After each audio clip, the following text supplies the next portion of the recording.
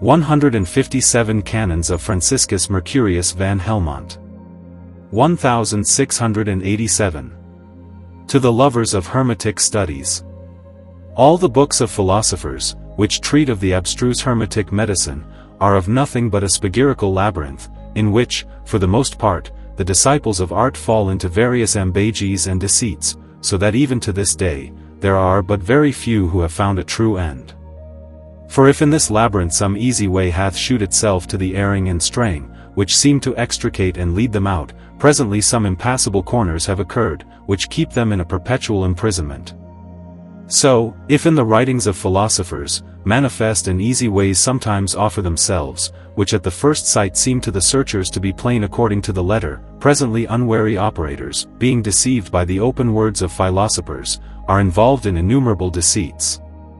To this may be added, that many pseudochymists deceive many by their specious frauds and cheats, dispersing and selling up and down lying operations and processes, in which they promise golden mountains to the credulous, sowing tares and bidding them expect wheat. Wherefore I, being moved with compassion, have offered these rules, which are full of physical reasons and truth, in which you have the whole art perspicuously depicted, as on a writing table. Examine and weigh them thoroughly, fence your opinion with firm arguments, and then you can err.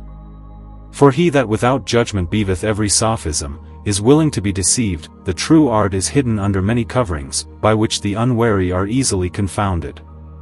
Therefore, before you begin to work, weigh well, and prudently consider the natural causes of things, or else enter not upon the matter. It is better to employ your time in diligent meditation and profound judgment, than to undergo the punishment of a foolish and inconsiderate Temerity Farewell. Some philosophic rules or canons, concerning the stone of philosophers. What we seek, is either here, or nowhere. Canon 1. That which is nearest to perfection, is the more easily brought to perfection.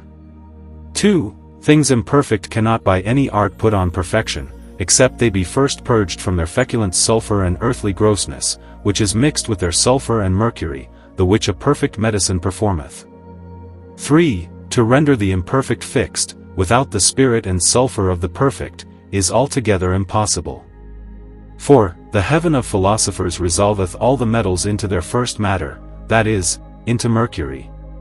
5. He that endeavoureth to reduce metals into mercury, without the philosophic heaven, or metallic aquavita, or their tartar, will be greatly mistaken, because the impurity abounding in mercury, from other dissolutions, is even discernible to the eye.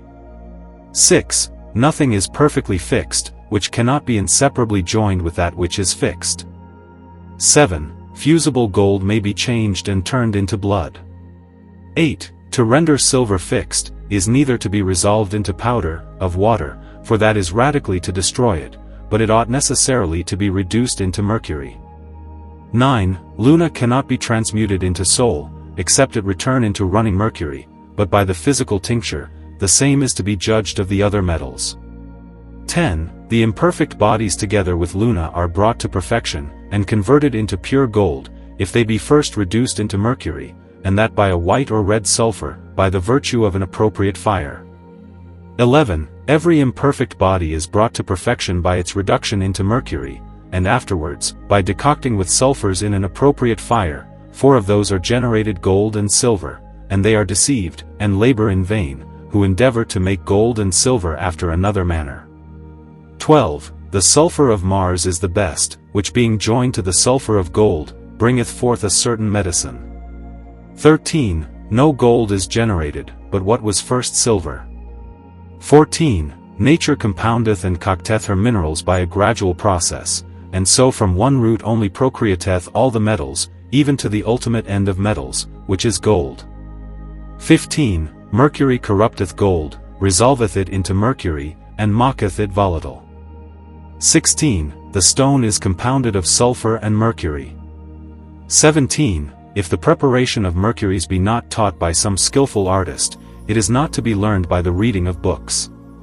18. The preparation of mercury for the philosophic menstruum, is called mortification.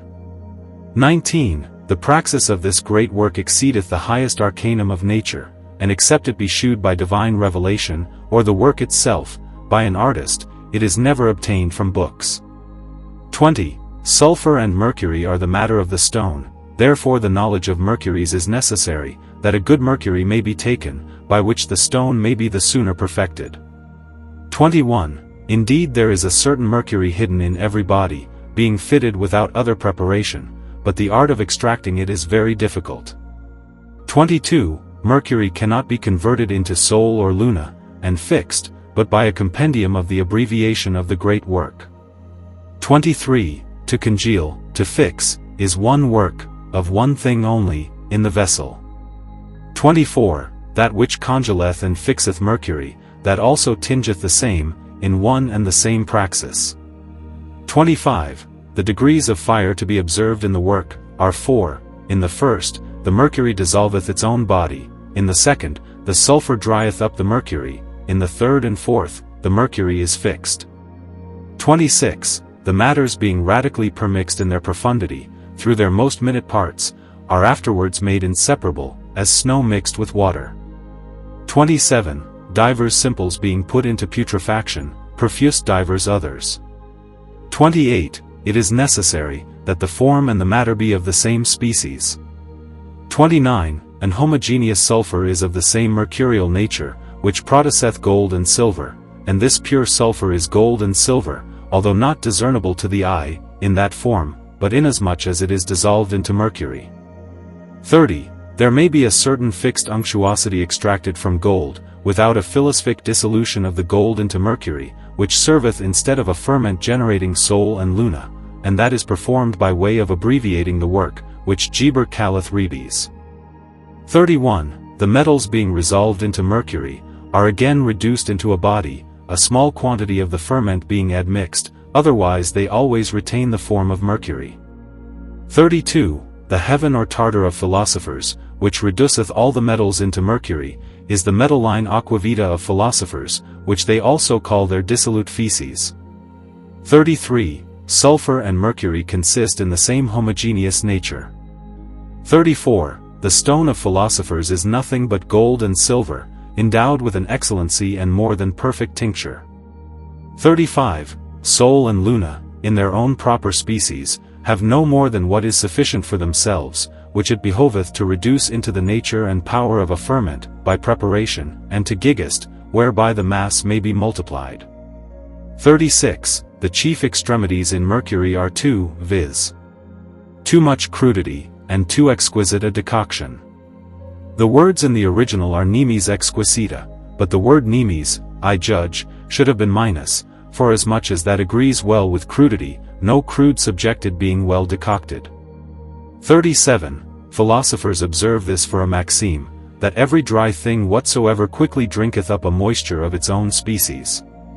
38. The calx of Luna being altered, hastily drinketh up its own mercury, the philosopher's foundation of minerals. 39. Sulfur is the anima, but mercury the matter.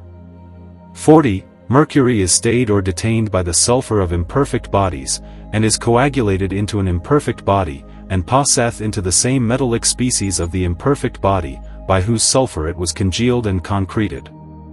41. To make Sol and Luna of the imperfect bodies, by sulfur, is altogether impossible, for nothing can give or afford more than it hath. 42. The mercury of all the metals is their feminine seed, and their menstruum, being brought so far by the art of a good operator, for by the projection of the great work, it receiveth and passeth through the qualities of all the metals, even unto gold. 43. That a red tincture may be elicited, the mercury is to be animated with the ferment of Sol only, but for the white, with the ferment of Luna only. 44. The work of philosophers is perfected by a very easy labor, and performed without great costs, and that at any time, and in any place whatsoever, and by all men, provided they have the true and sufficient matter. 45. The sulfurs of Sol and Luna stay or retain the spirits of their own species. 46. Sol and Luna are the true sulfurs, sperms, or masculine feeds of the stone. 47. Everything which has a power of retaining and fixing, ought necessarily to be stable and permanent. 48. The tincture which giveth perfection to the imperfect metals, floweth from the fountain of Sol and Luna. 49.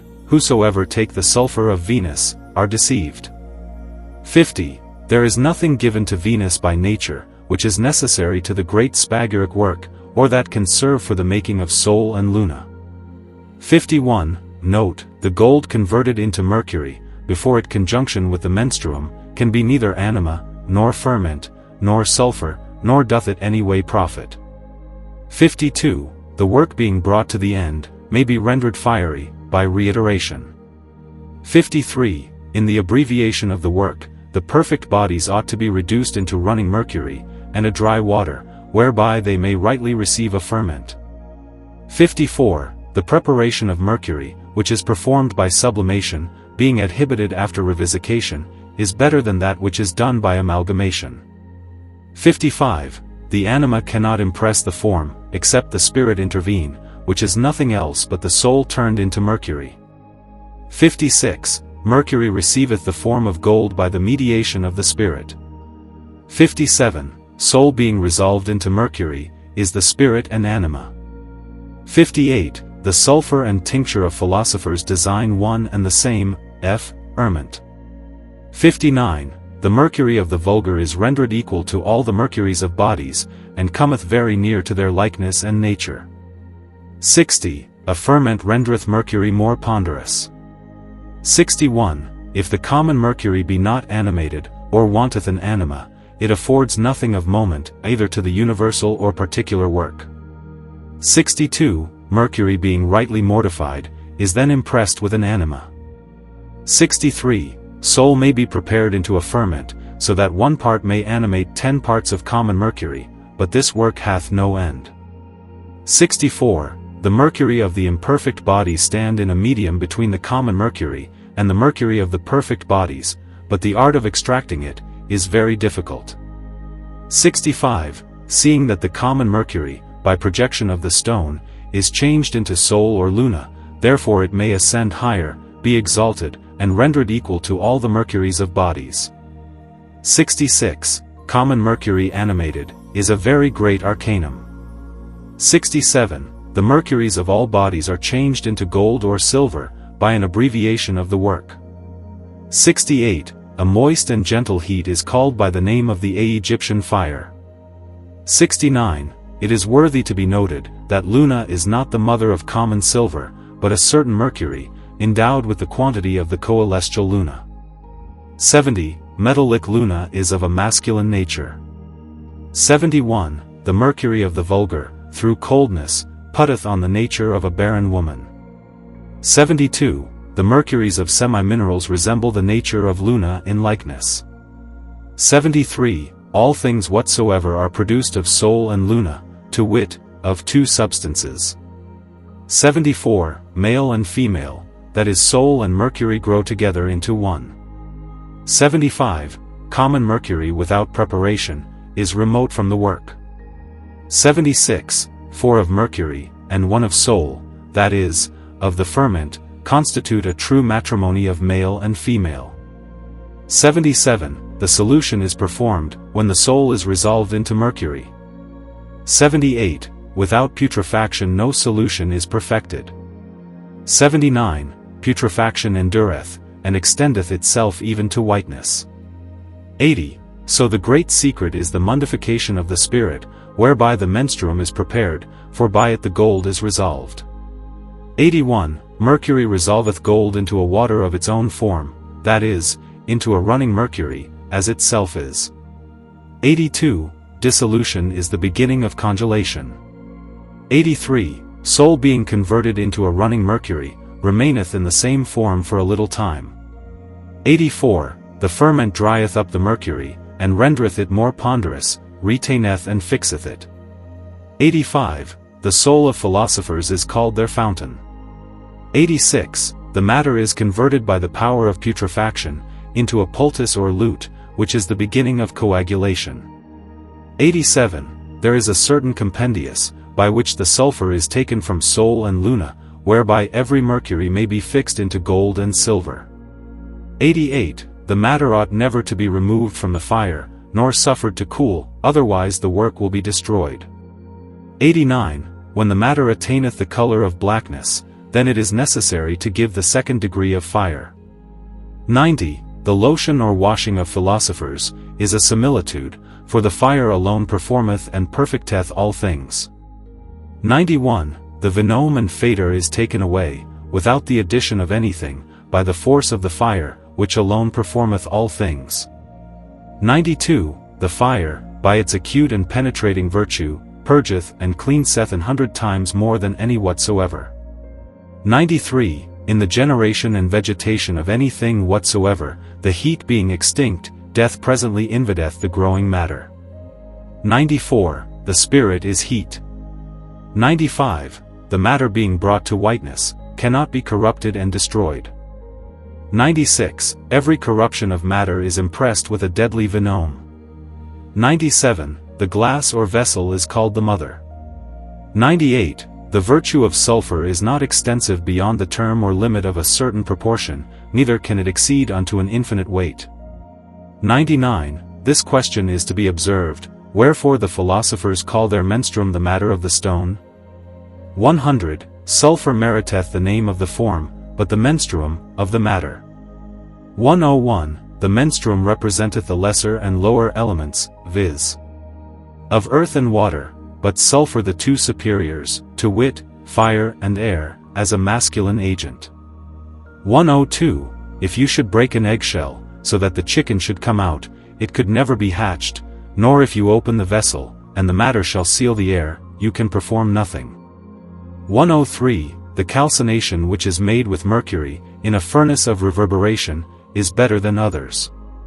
104. The philosophers' manners of speaking are studiously to be noted, for by sublimation they understand the dissolutions of bodies into mercury by the first degree of fire, the second operation followeth, which is the inspissation of the mercury with the sulfur, the third is the fixation of the mercury into a perfect and absolute body.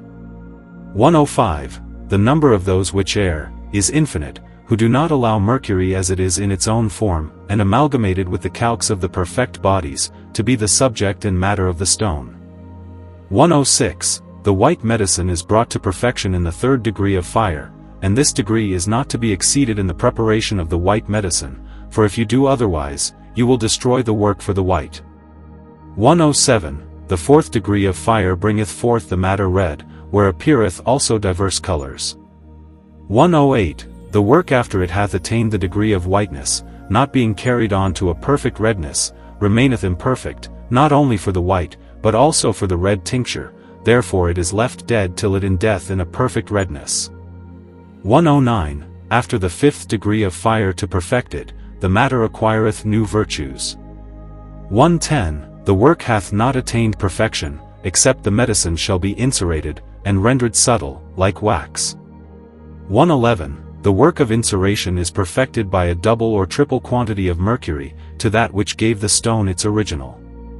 112. The insuration of the white medicine is performed by the white water, without the animation of the mercury by Luna, but the insuration of the red tincture is done with mercury animated with Sol. 113. It sufficeth, that the matter after insuration remain like a poultice or paste. 114. Repeat the insuration till it will bear a perfect proof. 115. If the mercury with which the medicine is insurated being converted to a fume, shall fly away, it availeth nothing, wherefore do not manage it ill, for the matter by that means will go backward. 116. The medicine being rightly insurated, will explain to thee that enigma, of the king returning from the fountain. 117. Soul being reduced into his first water or mercury, if he shall be refrigerated or cooled by the help of common mercury, the work perisheth. 118. Philosophers take the matter prepared and concocted by nature, and reduce it into its prima materia, forasmuch as everything it hath its original, even as snow is resolved inseparably in water. 119. The wise men reduce years into months, months into weeks, and weeks into days. 120. The first decoction of mercury which nature performeth, is the only cause of its own single perfection, beyond which it cannot ascend of itself, for it behoveth to help its simplicity, by sowing gold in its proper earth, which is nothing else but a pure mercury, which nature hath a little, but not perfectly digested. 121. But in the second decoction of mercury, besides the first of nature, the virtue of the mercury is multiplied tenfold. 122. And the stone is made of mercury by reiterating the decoction, soul being admixed, for by this means the male as well as the female are twice decocted. 123. Soul ought to be put to mercury, that he may be dissolved into sulfur, and then cocted into the stone of philosophers. 124. Every philosopher in all times contemplated mercury, when nevertheless he neither knew nor understood it. 125. Every mercury of whatsoever original, being rightly taken in a due manner, exhibiteth the matter of the stone. 126. Everything from which mercury may be elicited, is the subject of the philosophic medicine. 127. Whosoever taketh or understandeth the writings of philosophers, according to the letter, is grievously deceived, when they affirm their mercury to be one. 128. One mercury exceedeth another, in a greater heat, dryness, decoction, purity and perfection, which ought to be prepared without the corruption and loss of its form, and to be purged from all its superfluities, in which the treasure and secret of the stone consisteth. 129. If the preparation of common mercury were known to the notus studious of philosophy, they would have no need to search after any other mercury of philosophers, nor another metallic and mercurial aquavita, nor another water of the stone, because the preparation of vulgar mercury containeth all those in itself. 130. Every mercury of metals and minerals may by successive degrees be cocted and exalted unto the quality of the mercuries of all the other bodies, even to a solar body, and therefore be deduced to the degree and virtue of what metallic body you please. 131. Common mercury before a legitimate preparation, is not the mercury of philosophers, but after preparation, it is called by the name of the mercury of philosophers, containing in itself the true way and method of extracting the mercury from the other metals, and it is the beginning of the greater work. 132. Common mercury being prepared, is taken for a metallic aquavita. 133. The passive mercury and menstruum ought by no means to lose the external form of mercury. 134. Whosoever useth sublimate, or calcined, or precipitated powder, instead of running mercury, for the completing the work of philosophers, erreth, and is wholly deceived.